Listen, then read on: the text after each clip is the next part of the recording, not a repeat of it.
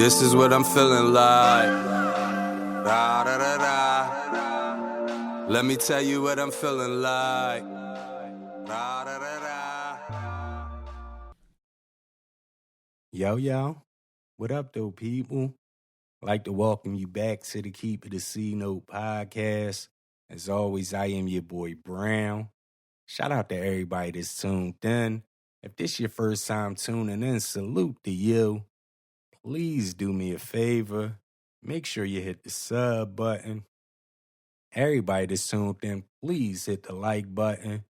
Make sure you hit the bell so you can stay notified when we drop new content. And don't be afraid to leave a comment. If you agree with something, you disagree with something, you want to correct me on something, or if you just want to call me a Uber, let me know in the comments. Just make sure you keep it a C note. And please share this video with someone that likes to talk sports and entertainment just like you so that we can all talk that talk together.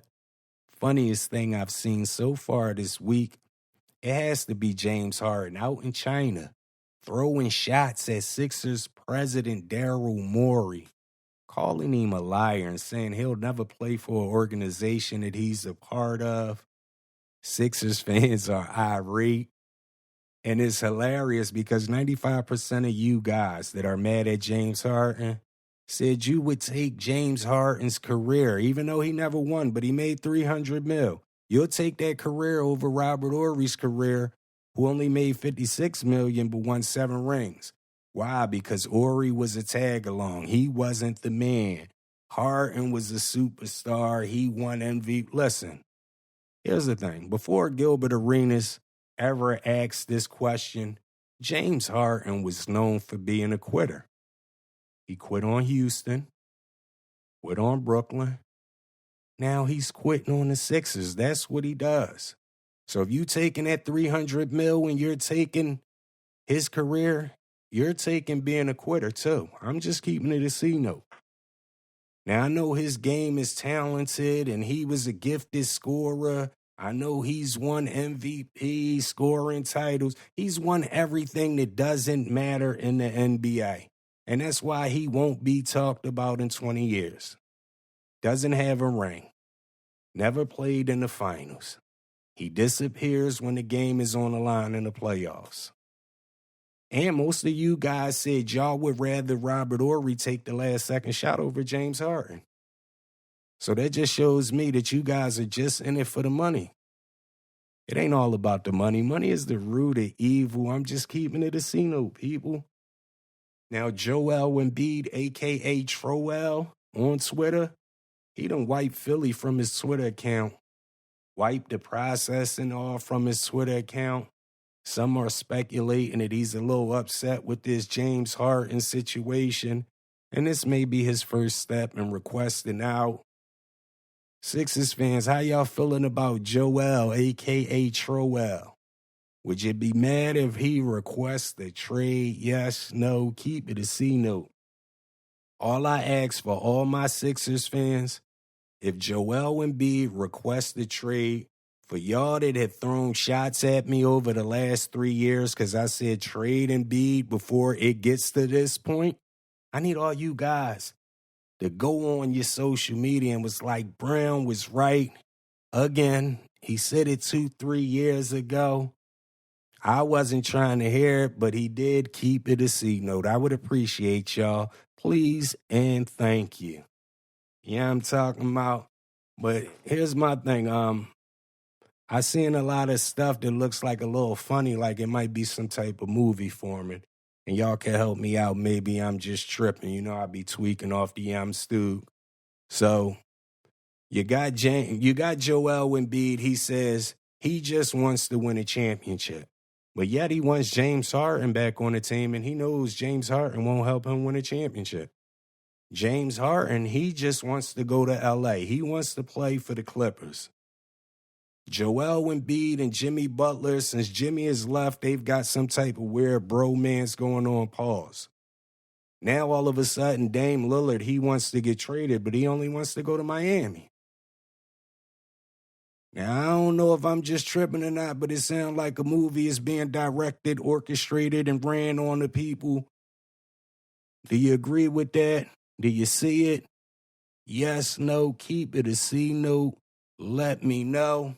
Also, I want to ask the people, what's the chances Dame Lillard and Joel Embiid play on the same team next year, and that team ain't in Philly or Portland? Can y'all see it? Pause. Let me know. Keep it a C note, please. And listen, I know I harp on it all the time, but I just got to say it one more time. Players from this era cannot play in the 90s.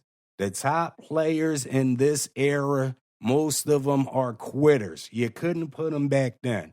We're in an era where they don't play defense. The game is not physical. If you sneeze on a player the wrong way, they're going to look to see if it was a harsh act, stuff like that, for a flagrant foul. So let's just look at him. LeBron James couldn't get over the hump. He publicly said it. He quit on Cleveland and formed the Big Three. Kevin Durant couldn't get over the hump. Quit on OKC. He went and joined the Golden State Warriors. James Harden couldn't get over the hump, even with Chris Paul, Westbrook, and everybody. He quit on Houston, went to go play over in Brooklyn with KD and Kyrie. Look at Dame. Can't get over the hump. He's requesting out. These guys are quitters. So if you put them back in the 90s when the game was more physical and you give them guys their own team, they're dead. They're dead. I'm just keeping it a C note. You got to have heart to play sports. That's what separates Jordan from the average two guard, is the heart. The heart that I'm going to destroy you and I'm going to win. Is these other guys, they don't have hearts like that. They like, I can't do it by myself. I need some help. When realistically, if you got 4 good role players, right, on the team and you're getting to the conference championship and every year, that's good. But when you trade 3 of them role players in for a superstar, you really don't have help. And that's why you seeing a lot of these guys teaming up, because they still don't have heart, and neither one of them are good enough or have the heart. You know what I mean? They don't have enough players on the team to be competitive. And then these 2 guys, they don't have enough heart to get the job done, even when they're with each other. You got 2 suckers, and they're still 2 suckers. They just suckers together. I'm just keeping it a C note, respectfully. But preseason football, we're in week 2. We're also on my linebackers list. Now, look, it's always inside linebackers, middle linebackers. I'm just doing top 5 linebackers. That's it. Some will be middle, some will be inside, some will be outside linebackers. At 5, I'm going Matt Milano, Buffalo Bills. He definitely get busy, and every year he goes under the radar. He ain't really mentioned like that, but he's my number 5. Number 4, I got the OG Bobby Wagner. He's back in Seattle. Listen, he's definitely lost the step, but he's still a tackling machine. Bobby Wagner's my number 4. Number 3, I got Demario Davis, New Orleans Saints. Another monster that gets busy. Number 2, I'm going Levante David, Tampa Bay Buccaneers. He's a monster. He gets busy. My number 1, Fred Warner, San Francisco 49ers. I think Fred Warner is the best linebacker in football right now. What's your thoughts on my top 5 list, though? Y'all cool with it? Should you call me a Uber? Keep it a C note. Let me know. Also, let me know what's your top 5 linebackers coming into the 2023 NFL season. They can be inside linebackers, middle linebackers, whatever you want them to be. Keep it a C note. Let me know. Let's do edge rushers. I want to give y'all my top 5 edge rushers. And some people be saying edge rushers, outside linebackers, the same thing. I've even said the same thing. But let's go edge rushers. At 5, I have a tie. Hassan Reddick, which I guess would be 5A or 5B. Hassan Reddick, Philadelphia Eagles. He gets busy. 16 and a half sacks last year. He definitely shined on that defense. I think 3 years, he's like one of the only linebackers 3 years in a row, 10 plus sacks. So shout out to Hassan Reddick. He's tied for number 5 with Max Crosby, the Las Vegas Raiders. Max Crosby is a monster at getting to the quarterback. In the last 2 years, I believe he has the most pressures in the NFL. So he's tied for number 5. At 4, I'm going TJ Watt, Pittsburgh Steelers. TJ Watt should be higher on my list, but I'm going to put him at 4 because he did get help. I mean, he did get hurt. But if you look at TJ Watt numbers and Pittsburgh's numbers as far as defense, when he played and when he got hurt, and you'll realize TJ Watt is really that ball. At 3, I'm going Micah Parsons, Dallas Cowboys, 2 years in, and he's been getting busy both years. Salute to Micah Parsons. He's number 3 on my list. Number 2, I got the Defensive Player of the Year, Nick Bosa, at 2. Nick Bosa definitely been getting busy, especially the last 2 seasons. Salute to that guy. He's not number 1 on my list, though. Number 1 is Myles Garrett. Please, y'all got to start putting some respect on Myles Garrett's name. Myles Garrett is Mr. Consistent. In the last, I think they said 5 years, he's the only player with 10-plus sacks, the only linebacker, edge rusher with 10-plus sacks. That boy is a monster. He's consistent. He's my number 1 edge rusher right now in the NFL. Shout out to Cleveland Browns, too. Cleveland Browns may have the 2 most reliable players in recent years. Myles Garrett, last 5 years, 10-plus sacks every year. Nick Chubb, since he's been in the league, I believe, a stack every year. These guys are reliable players on that team, so shout out to the Cleveland Browns. Shout out to Hip Hop, Hip Hop 50. This is the 50th year of hip hop. There's always a lot of talk. We've had talks on this show before about classic albums. We've talked about The Chronic and Doggystyle, which was a classic, which wasn't. I was recently sent some footage of somebody else talking about it, and they were saying Dr. Dre's Chronic album wasn't a classic because it had skips on it. Now, I know a classic is supposed to be an album that doesn't have skips on it. I mean, sometimes we do skip because we've heard the radio track so much, but that doesn't mean it isn't a good song. So no skips. I don't know. Doggystyle just gives me red flags. Pause. That album, to me, I don't got it as a classic. The album has 13 tracks on it. Well, before all of that, let me ask y'all, is Doggystyle album a classic? Does Doggystyle album have any skips on it?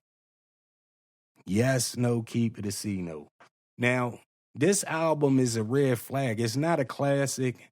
It's a great album, but Doggystyle can't be a classic. 13 songs on the album. Bathtub is an intro. Then the next track is G-Funk intro, and that's just Lady of Rage. That's a skip. I'm keeping it a C note. I've never heard nobody in my hood play that G-Funk intro. Maybe in y'all hood, maybe some people love Rage, so okay. Even if we let that slide. Gin and Juice, good John. The Shiznit, good John. Lottie Dottie is a red flag. In no way, shape, or form can the Doggystyle album be a classic if Lottie Dottie is on that album. He took Slick Rick's whole song and he just put a beat on it. That disqualifies this album as a whole from being a classic. I'm just keeping it a C note. That and G-Funk intro. G-Funk, I don't care what nobody says. Nobody in Philly wasn't playing G-Funk intro. I'm keeping it a C note, and we know Philly got to stamp it. If Philly don't stamp it, it ain't right. And if you're going to give G-Funk intro, oh, I don't skip that track, you want to pump fake and all that, I don't care if you skip Lottie Dottie or not. He took Slick Rick's song. That eliminates this album from being a classic. I'm just keeping it a C-note. What's your thoughts on it, Doc? You agree with me? Should you call me a Uber? Keep it a C-note. Let me know.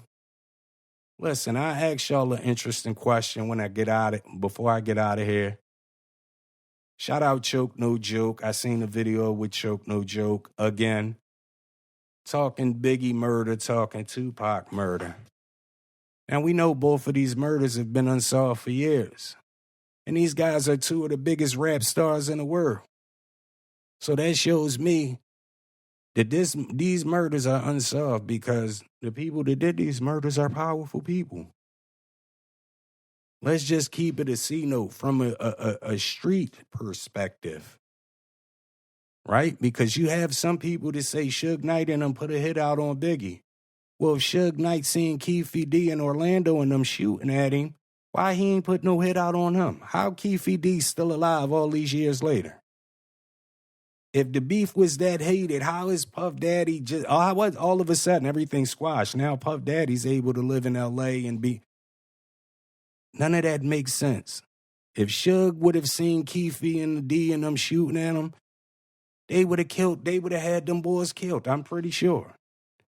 Right? And I know everybody say, it was a war that jumped off after Tupac died. But was it really because Tupac died? I mean, Orlando was a Crip. He did get jumped on. They said that wasn't going to slide. Tupac wasn't the only one that jumped on him. So that war, yeah, it could have been a war after, but that don't mean it was because Tupac was killed. I don't believe none of it. Again, realistically, just from a street perspective, Suge Knight had money. And it's way easier, if y'all gonna say he put a check on Biggie head, it's way easier, to put a check on Keefe D and them. They're in L.A. L.A., Vegas, they're all in that area. Biggie and them East Coast guys, they only coming out once in a while. And how one person died, two people die, and then it's over. And Puffy just out L.A. chilling and all that. No, the murders wasn't solved because of the people that was behind the murders. I'm just keeping it a C-note, but what's your thoughts on it? Do you agree with me? Do you disagree with me? Keep it a C-note, let me know. Shout out to the Game, because Game got one of my favorite songs. I can't think of the song. It's on the Year of the Wolf, though. He said it, cops killed Biggie. He said it from the gun bust. Sometimes you got to look at them rappers and what they saying, man. Just keeping it a C-note. I'm about to wrap this episode up, though. I appreciate everybody for tuning in. Again, if this your first time tuning in, salute to you. Please do me a favor. Make sure you hit the sub button. Everybody that's tuned in, please hit the like button. Make sure you hit the bell so you can stay notified when we drop new content. Don't be afraid to leave a comment. If you agree with something, you disagree with something, you want to correct me on something, or if you just want to call me a Uber, let me know in the comments. Just make sure you keep it a C-note, please. And please share this video with someone that likes to talk sports and entertainment, just like you, so that we can all talk that talk together. As always, I am your boy Brown. Please tell a friend to tell a friend to tell a friend to tell everybody. Keep it a C-note. I'll holla at y'all. This is what I'm feeling like. Da, da, da, da. Let me tell you what I'm feeling like. Da, da, da.